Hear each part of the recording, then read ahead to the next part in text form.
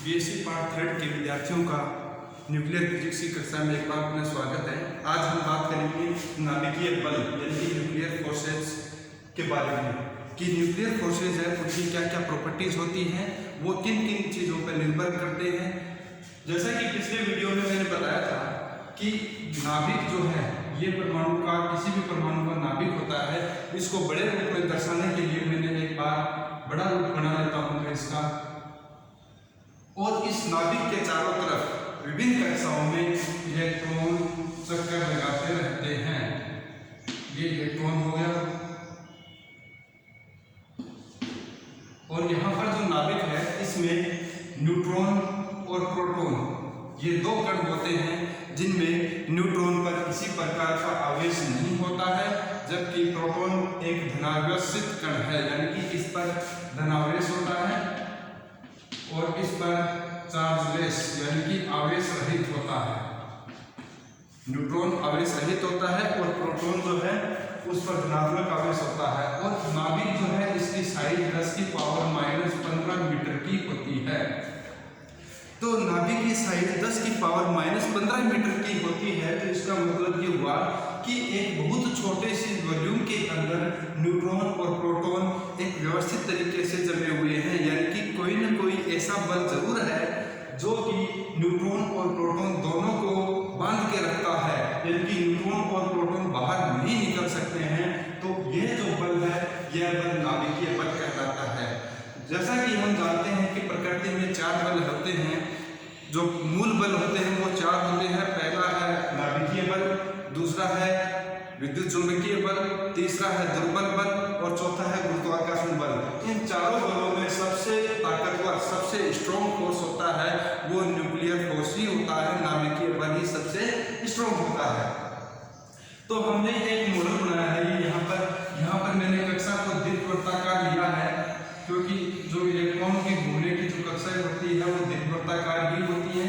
तो यहाँ पर ये दीर्घवृत्ताकार कक्षाएं हैं, ठीक है। सोमरफेल्ड बोर मॉडल तो ये कहता है कि जो कक्षाएं हैं इलेक्ट्रॉन की घूमने वाली वो वृत्ताकार होती हैं, जबकि सोमरफेल्ड थ्योरी ये कहती है कि दीर्घवृत्ताकार होती हैं। तो अब जो नाभिकीय बल है उनकी विभिन्न प्रॉपर्टीज के ऊपर हम बात करेंगे।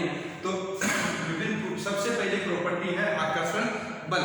जैसा कि मैंने आपको बताया कि नाभिक के अंदर न्यूट्रॉन और प्रोटॉन दोनों ही इस वॉल्यूम के अंदर बंधे रहते हैं, यानी कि बाहर नहीं निकल सकते हैं। तो इसका मतलब ये हुआ कि इन दोनों को बांध के रखने वाला बल है, बांध के रखने वाला बल है, तो वह बल कौन सा है? आकर्षण बल कहलाता है। तो आकर्षण बल है, तो नाभिकीय बल की पहली प्रॉपर्टी क्या हो गई? आकर्षण बल, यानी कि न्यूट्रॉन और प्रोटॉन। क्योंकि हम जानते हैं कि प्रोटॉन का आवेश धनावेश होता है, धनात्मक आवेश वाला कण है, और जो धनात्मक आवेशों पर हमेशा कूलॉम्ब प्रतिकर्षण बल लगता है। लेकिन इस नाभिक के यानी कि 10⁻⁻15 मीटर का जो रेडियस का जो वॉल्यूम है उसके अंदर हम बात कर रहे हैं। तो यहाँ पर एक बार विद्युत चुंबकीय बल यानी कि हम कूलॉम्ब का जो प्रतिकर्षण बल लगता है उसके बारे में चर्चा नहीं करते हैं, वो बाद में आगे की क्लास में आएगा कि इस दूरी पर कूलॉम्ब प्रतिकर्षण बल प्रभावी नहीं रहता है, यानी कि 10⁻⁻15 मीटर जो अंतराल है, जो रेडियस है, और इस वॉल्यूम के अंदर कूलॉम्ब जो प्रतिकर्षण बल है वो प्रभावी नहीं रहता है। तो कहने का मतलब ये हुआ कि न्यूट्रॉन और प्रोटॉन पर लगने वाला बल यानी कि 10⁻⁻15 मीटर की त्रिज्या का जो आयतन है, जो पॉइंट साइज आयतन है, उसमें लगने वाला बल प्रबल आकर्षण बल है, जिसने प्रोटॉन जैसे धनावेश वाले कणों को भी एक छोटे से आयतन के अंदर बांध के रखा हुआ है। दूसरा इसकी प्रॉपर्टी है लघु परास। लघु परास जैसे मैंने अभी बताया है आपको कि जो नाभिकीय बल है, नाभिकीय बल जो है ये जो त्रिज्या है, नाभिक की त्रिज्या 10⁻⁻15 मीटर की होती है। तो इसका मतलब हम ये कह सकते हैं कि यह बल इसके बाहर नहीं लगता है, यानी कि 10⁻⁻15 मीटर के बाहर का जो, यानी कि जैसे ही नाभिक की जो रेडियस है 10⁻⁻15 मीटर, उससे जैसे ही हम बाहर हो गए तब यह बल नहीं लगता है। केवल 10⁻⁻15 मीटर तक ही यह बल प्रभावी रूप से लगता है। इसके बाहर यानी कि ये न्यूक्लियस है, इसकी न्यूक्लियस की ये सरफेस होगी, इसकी मोटाई होगी नाभिक की सतह की, तो इस सतह के बाहर नाभिकीय बल नहीं लगता है। अर्थात हम ये कह सकते हैं कि 10 की पावर -15 मीटर यानी कि बहुत ही लघु परास का बल है। तीसरी है प्रचक्रण निर्भरता, यानी कि अब हम यहाँ पर ये कह सकते हैं कि न्यूट्रॉन और प्रोटॉन जो दोनों कण नाभिक के अंदर हैं उनकी स्पिन के ऊपर डिपेंड करता है, यानी कि स्पिन अप है या स्पिन डाउन है, तो इन दोनों ही केस में लगने वाले बल का मान अलग अलग होगा। यानी कि हम ये कह सकते हैं दोनों ही केस में लगने वाला बल क्या होगा, डिफरेंट होगा। क्यों? क्योंकि ये प्रचक्रण निर्भरता ये कहती है कि नाभिकीय बल जो है दोनों जो न्यूक्लियन है यानी कि न्यूट्रॉन और प्रोटॉन जो है इनके जो स्पिन है यानी कि +12 हो सकती है, -8 हो सकती है, तो +12 -8 के बजाय मैं अभी यहाँ पर ये कहूँगा कि स्पिन अप है या स्पिन डाउन है। तो दोनों अगर स्पिन अप के हैं यानी कि 2 प्रोटॉन है 2 न्यूट्रॉन है या 1 प्रोटॉन 1 न्यूट्रॉन है, देखिए 3 कॉम्बिनेशन हो सकते हैं, न्यूट्रॉन न्यूट्रॉन, प्रोटॉन प्रोटॉन और न्यूट्रॉन प्रोटॉन, 3 कॉम्बिनेशन पॉसिबल हैं।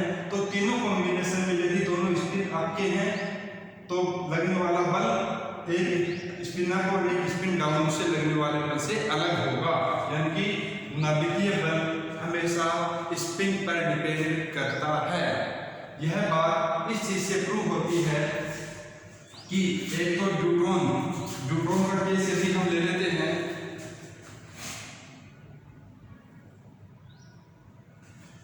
इसको समझाने के लिए हम यहाँ पर एक एग्जांपल दे देता हूँ मैं कि एक एग्जांपल होता है ड्यूट्रॉन, जिसमें एक न्यूट्रॉन और एक प्रोटॉन होता है, इसको क्या बोलते हैं, ड्यूट्रॉन।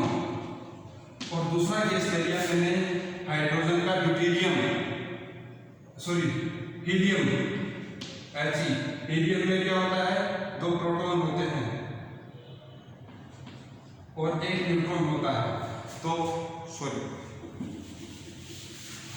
इसको एक बार छोड़ देता हूँ मैं यहाँ पर, इसके बाद में आगे अभी ड्यूट्रॉन आपके टॉपिक है नहीं, तो ड्यूट्रॉन का टॉपिक समझ में आएगा नहीं, क्योंकि ड्यूट्रॉन में एक प्रोटॉन 1 न्यूट्रॉन होता है। यदि हम उसकी तुलना इस प्रकार से करें कि 1 प्रोटॉन है 1 न्यूट्रॉन है, इसकी तुलना हम इस प्रकार से करें जिसमें केवल 2 प्रोटॉन है, तो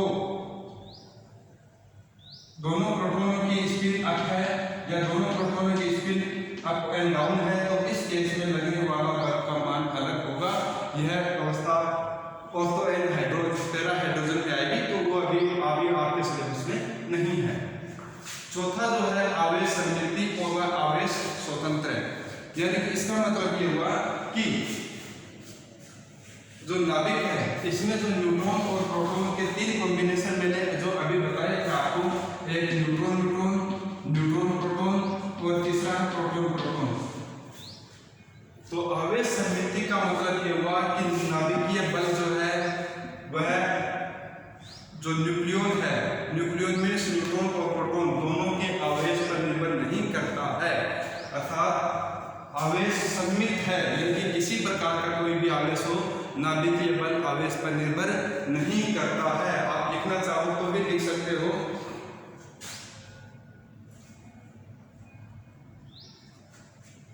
आप लिखना चाहो तो भी लिख सकते हो आवेश सममिति आवेश स्वतंत्र का मतलब क्या हुआ कि नाभिकीय बल जो 2 पार्टिकल हैं न्यूट्रॉन है या प्रोटॉन है उनके आवेश पर निर्भर नहीं करता है, बल्कि नाभिकीय बल जो है एक आइसोस्पिन होता है, आइसोस्पिन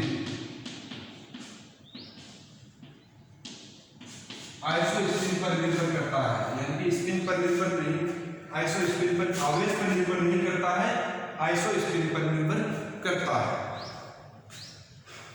अब यहाँ पर कहने का मतलब ये हुआ कि इनमें प्रोटॉन पर जो कूलॉम का प्रतिकर्षण बल लगता है उसके कारण से यदि नाभिकीय बल कम हो जाए, लेकिन इन नाभिकीय बल का मान बहुत कम फर्क पड़ता है, क्योंकि नाभिकीय बल पर इस कूलॉम बल के कारण से बहुत कम फर्क पड़ता है, क्योंकि इस नाभिक के अंदर जो न्यूक्लियर फोर्स है वो इतना पावरफुल है कि उस पर कूलॉम बल के कारण से पड़ने वाला इफेक्ट नगण्य होता है। तो 5वां है संतृप्तता का गुण। संतृप्तता के गुण से यह मतलब होता है कि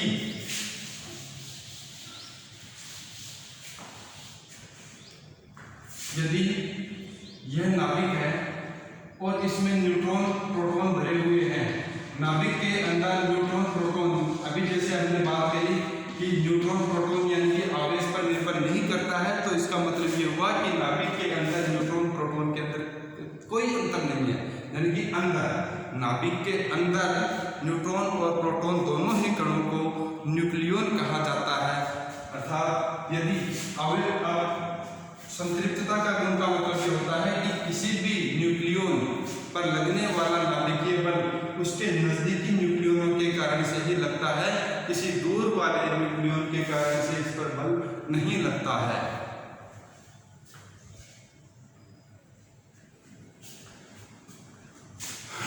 जैसे ये न्यूक्लियन है तो इन नजदीकी न्यूक्लियनों पर इन न्यूक्लियनों के कारण से ही बल लगेगा इस पर। अन्य दूर जो न्यूक्लियन है या दूर जो न्यूट्रॉन अथवा प्रोटॉन है उनके कारण से इस पर नगण्य बल यानी कि नहीं लगता, ये कह सकते हैं। अगला गुण है विनिमय व्यवहार। विनिमय व्यवहार का मतलब ये हुआ कि न्यूट्रॉन और प्रोटॉन जो है उन दोनों के मध्य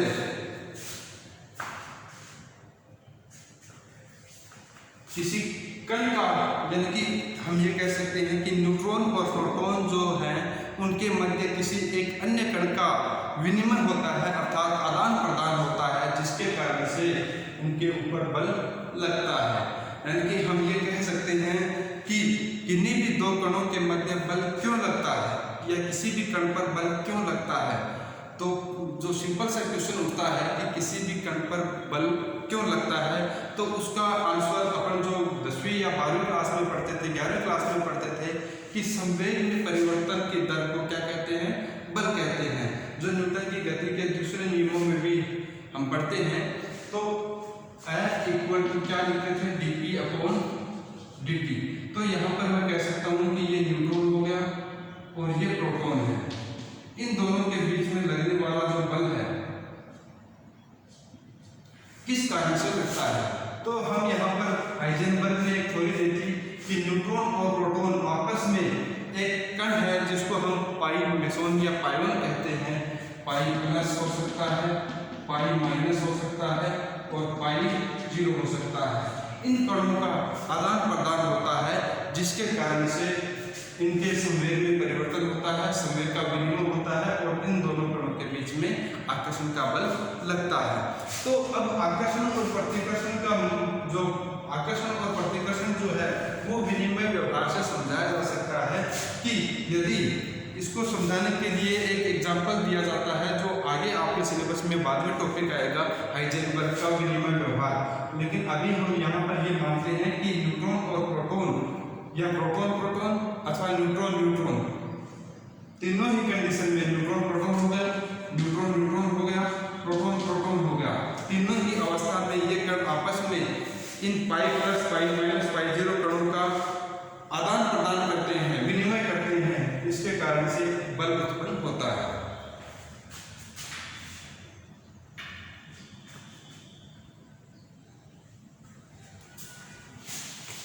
नेक्स्ट इसमें है अकेंद्रीय घटक। अकेंद्रीय घटक नई जो रिसर्च हो रही है या नई जो थ्योरी है उनके अकॉर्डिंग ये माना जाता है कि नाभिकीय बल जो है वो केंद्रीय बल नहीं है, यानी कि इनमें इन बलों में कुछ भाग टेंशन बलों का ही होता है, टेंशन बलों का भी होता है, टेंशन बल भी कहते हैं, टेंशन बल।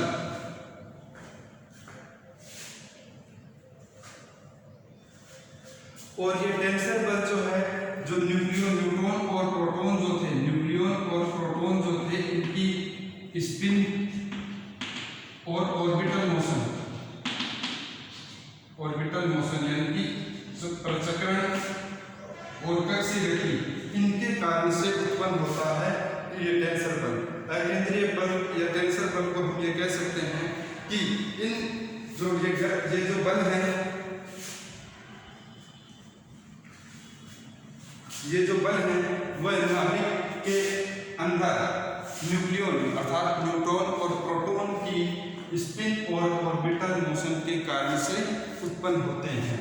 तो यह आपका आज का टॉपिक था न्यूक्लियर फोर्स यानी कि नाभिकीय बल। धन्यवाद।